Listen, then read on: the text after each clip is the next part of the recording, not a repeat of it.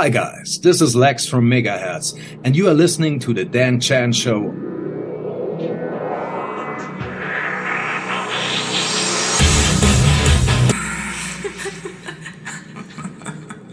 So I am joined by Lex, vocalist from pioneering German industrial metal outfit Megaherz. How are you doing, my friend?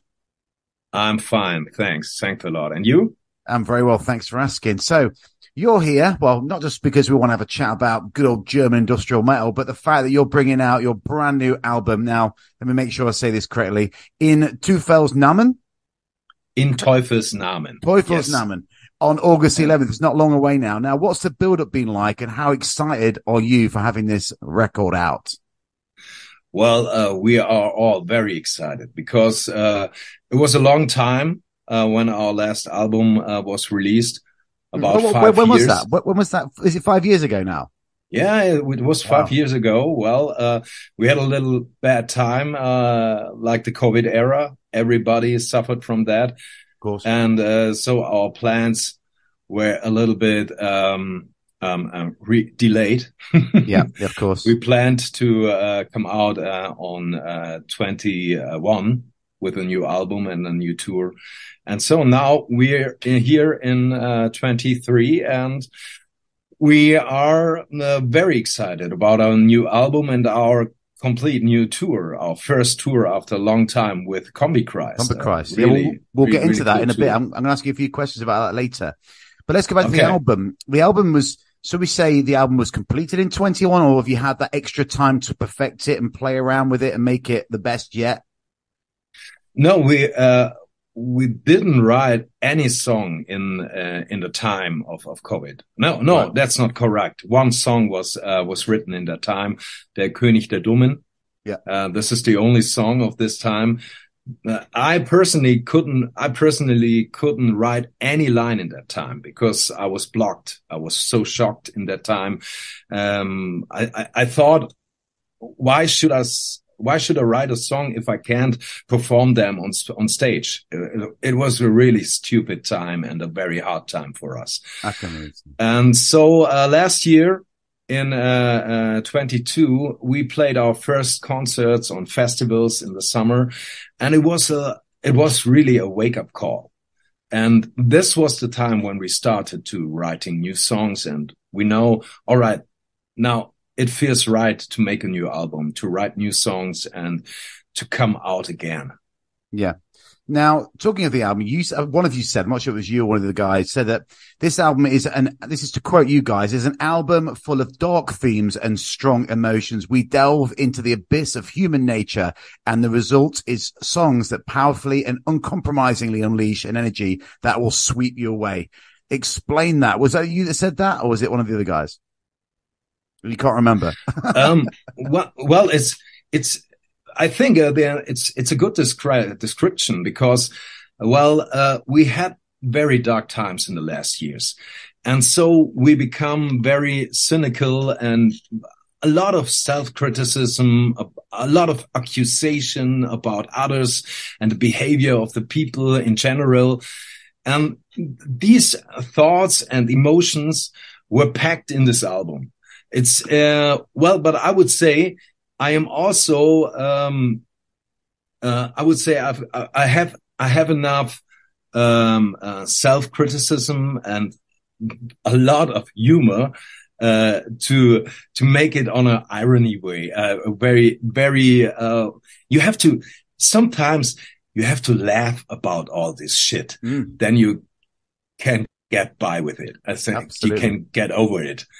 And so it's a combination of anger, of cynical tones, and also with a very special sense of humor in these lyrics. Yeah. And what themes are running through the album? Is it the same that you've always written about, or is there anything fresh on this album? Well, we always wrote songs about social critical songs and something like that, but these songs are special. Well, in Teufels Namen, as an example, is a song where I write about all of us, about humankind, about our sins, our failures, and maybe literally it's a look in the mirror and a question to yourself: what have you done in the devil's name? Yeah. So, and on the other hand, we've got a song like Alles Arschlöcher, our first single. It means all assholes. And well, one of my favorite songs on the album. Yeah. Yeah, great. And well, I believe we are living in a kind of culture of assholeness. I love that. If you know what you mean. I totally agree. The loudest one got always his way. The man with the coolest car, with the prettiest woman, the people with the most superficial remark get always the loudest applause, the biggest clicks on the internet. It's so stupid. And you only make discussions to get through your own opinion, not to listen to others. So you're taking a swipe at social media there, big time. At everyone. And religion as well. Get religion in there. Of course. The church is a bastard like everyone. Exactly. And we are self-critic enough to say, well, we are all assholes. Yeah. Sometimes you have to look at yourself, and if you're honest to yourself, sometimes you behave like an asshole as well. I like it. We all do. I totally agree. And that's all in the song. And tongue in cheek, as we say, tongue in cheek. Yeah. And so we got a very various kind of themes on the album, and that's it. It's a lot of anger, a lot of self-criticism, a lot of accusation, but also a very special kind of humor. Yeah, I get it. Now, obviously, you guys have been creating magic with Megaherz, for so many years now. And you, since I think you joined in, was it 2003 you joined, was it? 2000? No, 2007. 2007, that's it. You joined in 2007. Yeah. So do you still write? You still write and record the same way? Are you traditional in the sense, or are you happy to try new methods when it comes to the studio? How many albums have you done with the band?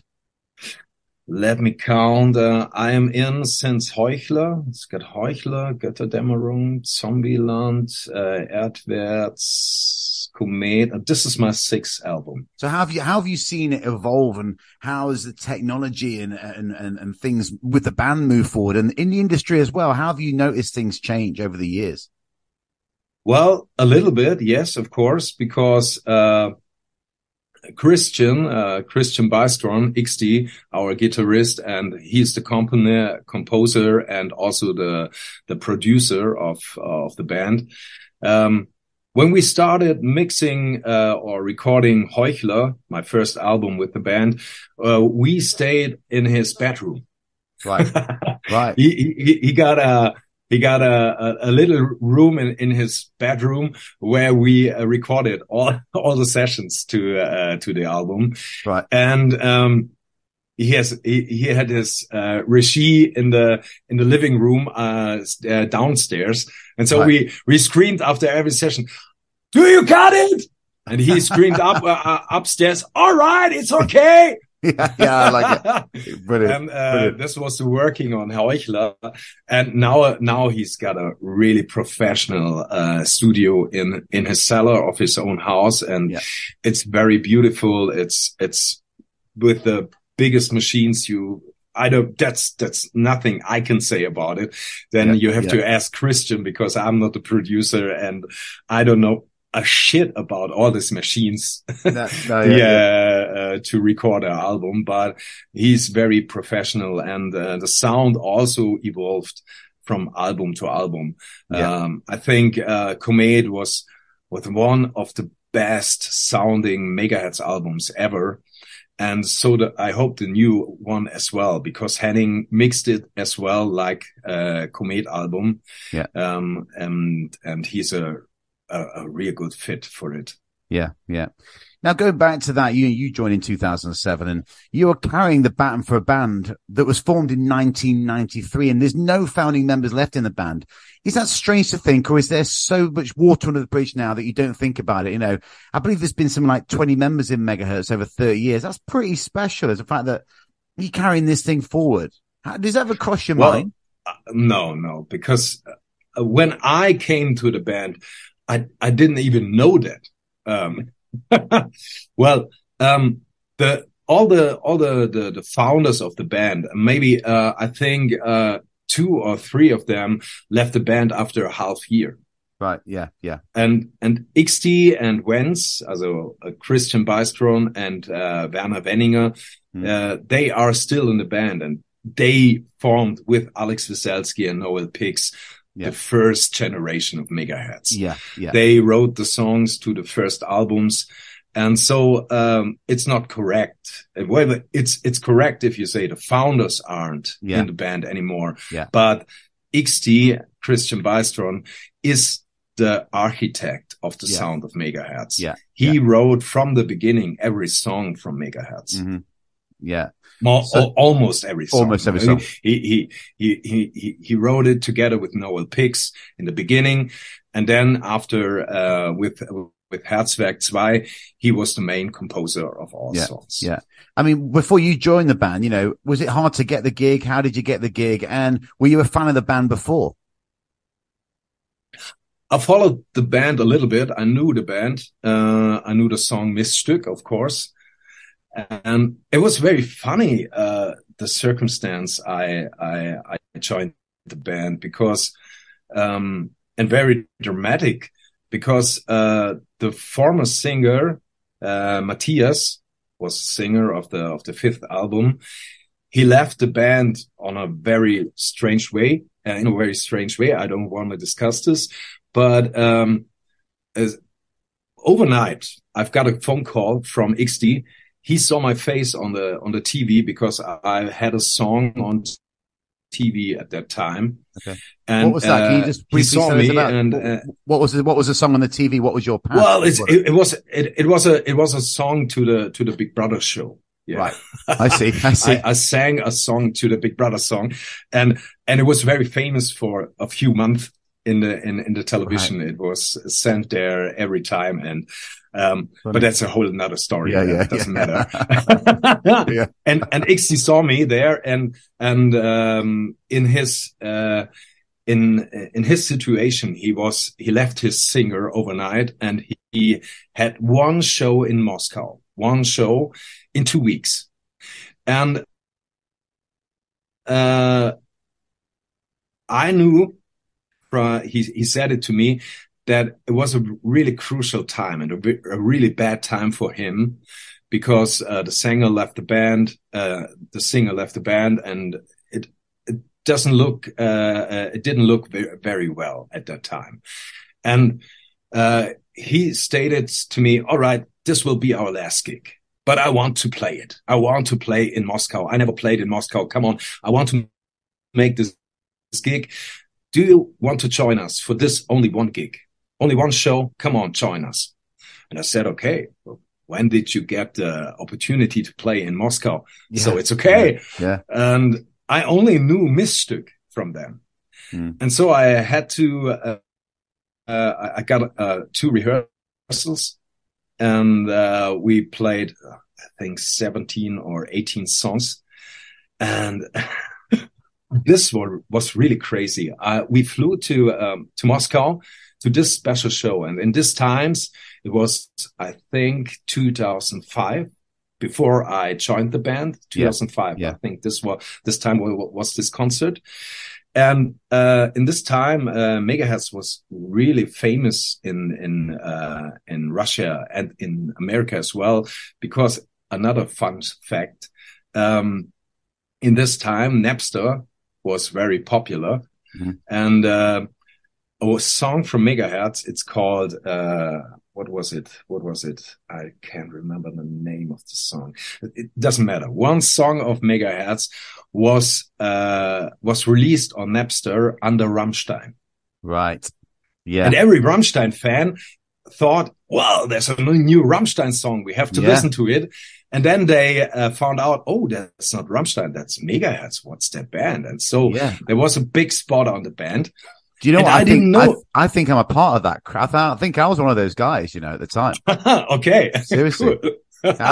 I'll tell you how I heard about you guys in a minute, but carry on. Okay. I didn't know that.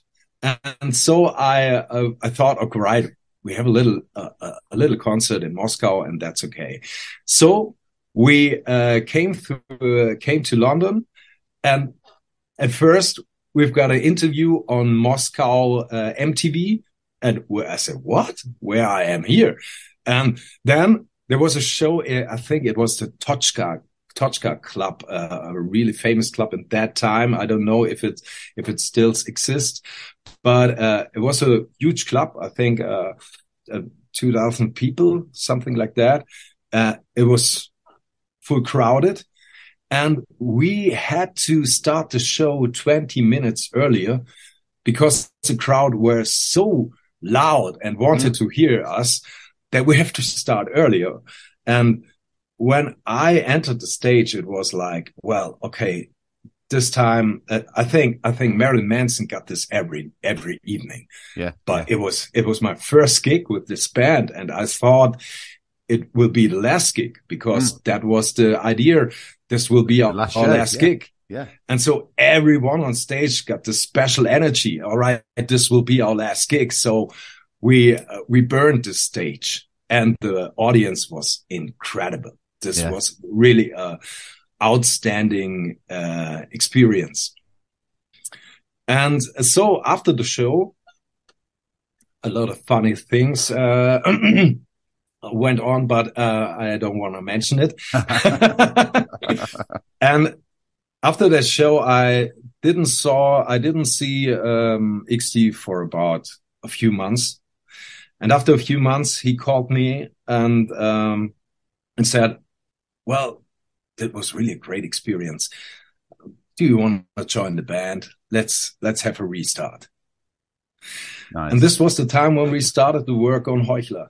Nice. And so how did that feel for you? How did that feel for you, knowing that you were going to get that Moscow gig again and again and again and again? I don't know. It was, I only was excited because, it always was a dream of me, to have a real band with own style and own kind of music. I sang in a lot of projects and a lot of bands, and it was nothing really special at that moment. Yeah, but this was really special for me. Yeah, it was sometimes very hard because fans are always very critical with a new singer in the band. And, well, he looks like Alex. He sounds, I don't know if I like him and something like that. Yeah.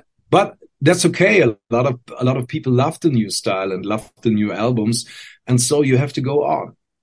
Exactly. And I'm going to briefly touch on the Rammstein thing because that's how I learned about you guys because, well, you guys before you, but it's you now. So, and I was only speaking to last week, actually. It was my previous interview, two very similar bands from such a cool scene.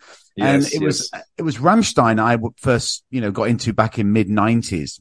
And I remember getting, like a magazine in a local record shop, and it was a little page of industrial metal from Germany, and you could send off and they'd send you some CDs. And three of the CDs they sent was Icebreaker and Megaherz. They sent me some like CDs of these bands. And I was like, this is great. Oh my God, there's like more stuff like Rammstein. How important, I mean, obviously from now onwards is okay, let's rephrase. Does Rammstein bring new people to Megaherz, gigs, and does it help you sell more music and tour t-shirts and stuff? How Rammstein helped? Well, I think Rammstein helped, with the audience abroad. In the foreign countries because, well, they are the emissaries of German rock music all over the world. Yeah. And I think they helped a lot of German bands. Yeah. A lot of German bands because they are the brand of German rock music. And, German rock music wasn't on the planet before.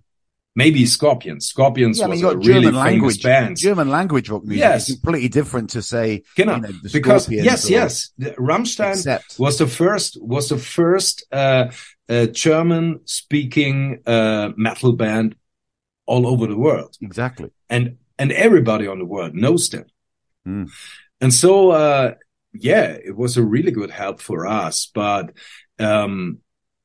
also you got a lot of competition between other bands, and so and you have to produce your own kind of music of Neue Deutsche Härte. You have to produce your own style, and I think Megaherz did this in this very special own way.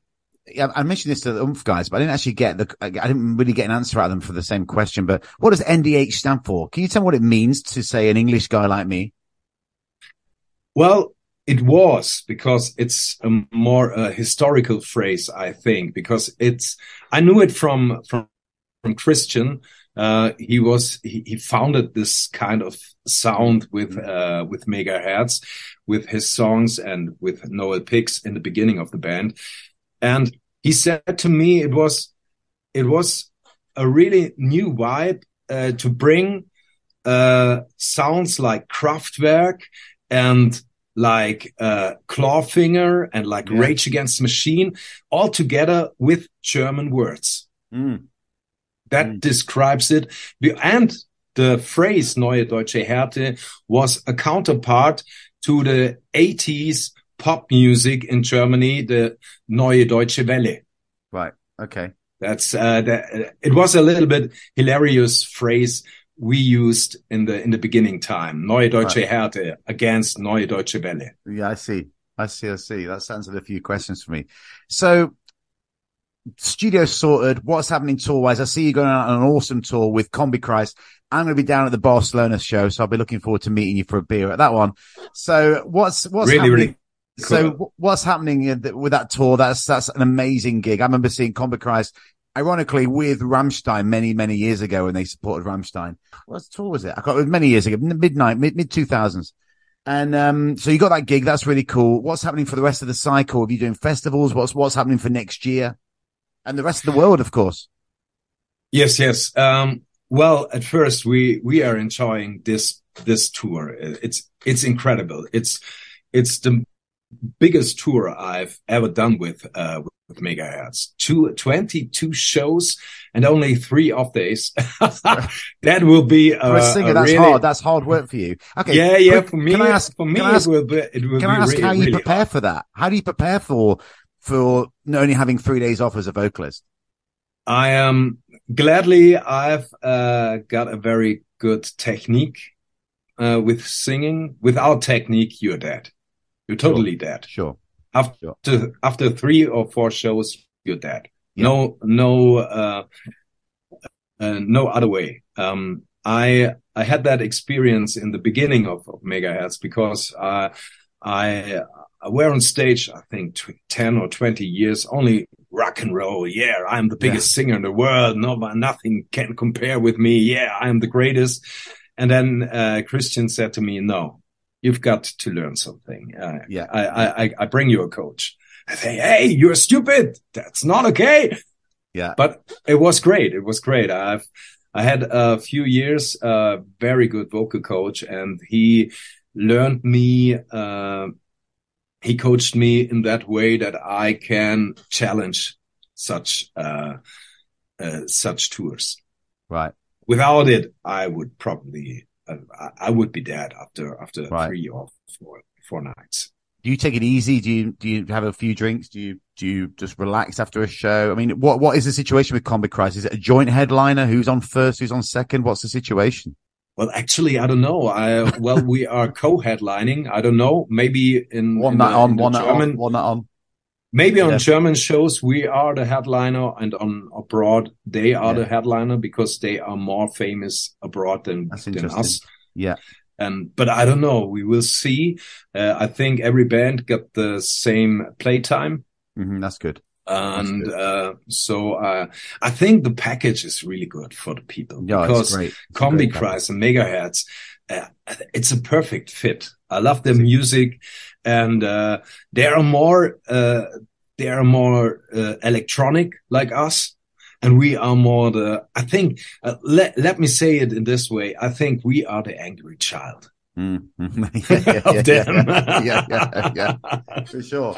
For sure. I'm looking forward to it. It's a great, when I first saw that, I was like, oh my God, that's perfect. For me, that's perfect. And I cannot wait for the show. I've never seen you guys live. So what can we expect from a Megaherz show? Well, I am, what do we call in English? On German, it's called Rampensau. Right. Do you know the word Rampensau?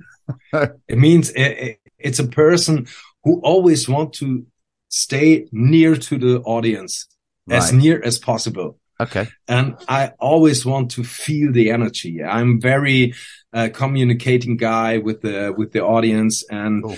I am. We all are painted in our face, and I think it's a very expressional show, but I don't know which kind of stuff we put on the show on the tour, because we have only one bus for 3 bands. I don't know how much equipment we can bring, but I can promise we will get all of our energy on this stage. For sure. And this will burn every stage. I promise you. I've got to ask you, how important is the imagery for the band? The stage attire and makeup. Does it change your personality when you actually get on the stage? Yes, a little bit. It's also a funny story, because it was only, in the beginning, it was only, a thing for one show. We wanted to make a special show on a Halloween show in a lot of years ago. I don't know when. And we wanted to bring the clown on the stage. The clown is a very popular face on our albums. Yeah. And there was the idea, let's bring the clown on the stage. And so we started to develop the mask of myself, like the clown, like the harlequin. It's more like a harlequin mask. Yeah. And then I said to the guys, okay, if I paint my face, you have to paint your face as well. And so it started like a joke, like a fun for one show. But I realized when I put on the makeup, I became a little bit different, like an alter ego, like someone else. Yeah. And it was a little bit easier to sing about hard stuff with this kind of mask. Yeah. Because we also had songs like Raben Vater. It's a song about abuse in family and really hard stuff. And to sing it with this mask protects me a little bit, if you know what I mean. Yeah, it's like I'm not singing this as Lex. I'm singing this with this fantasy figure. It's character. This,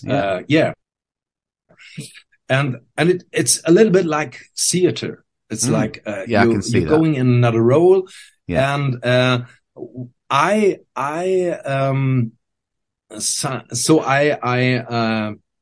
evolved a figure like a figure we named on our last album on Comey, the horror clown.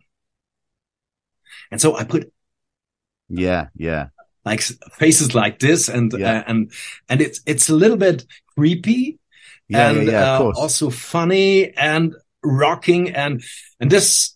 I like this play. I like this play with the audience, and I think this fits also with our sound. And so I am the horror clown on stage. I love it. I can't wait to see you live, my friend. Honestly, I can't. So I've got a couple more quick questions. We're running out of time. First off, it's a tough question, but what one track sums up the band the best from your era? I want to play it next. What track do you want me to play next from your era? Not from the new album, from albums previous. I would say Für immer. Okay. I love that song. It's going to come up next. Next up, my next question is, what message do you have for the fans, old and new? Well, my message is have fun, celebrate the life, because we had hard times, and maybe the days aren't always funny, but celebrate the moment and go to our concerts. Of course, of course. And the big question this week, have you seen Barbie or Oppenheimer yet? No, I haven't, but I want to. I really want to see Barbie. I hated Barbie. I hate Barbie as well, but I want to see it. Margot Robbie, I love Margot Robbie. Oh, we all do. Absolutely. Yeah. Yes. And I want to see her. And Oppenheimer as well. Yeah. I saw Oppenheimer last night, and cast. I saw it last night. It was incredible. An absolute jaw-dropping film. So really good? Make sure. Yeah, really, really good. Really good. Okay. Really, I will really see good. it next week. I will go there. Go. I love movies. Besides singing, I am a vocal actor here in Germany. You really? And and I love movies. I really love movies. What kind of things do you do? Do you do like cartoon voiceovers, or do you do voiceovers for TV, or everything? I do cartoons, animes, and movies. All films. In German side. All in German. German, yes, of course. Yes. Awesome. Well, Lex, what a fascinating chat. Thanks so much for joining me tonight. Good luck with the album. I cannot wait to see you for the tour with Combi Christ, and good luck with everything else. Thanks. I hope to see you in Barcelona.